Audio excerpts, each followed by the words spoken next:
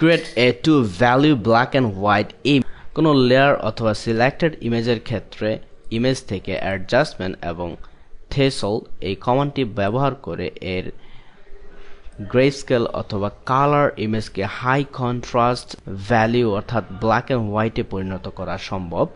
এখানে একটি স্লাইডার রয়েছে অথবা এই মান বসিয়েও আমরা এর কাজগুলো ঘটাতে পারি।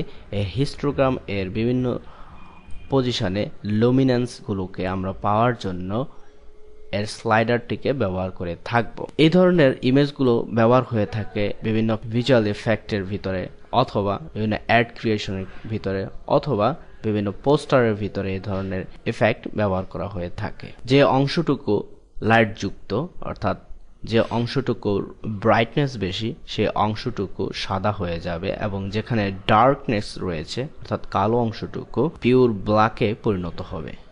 ওকে।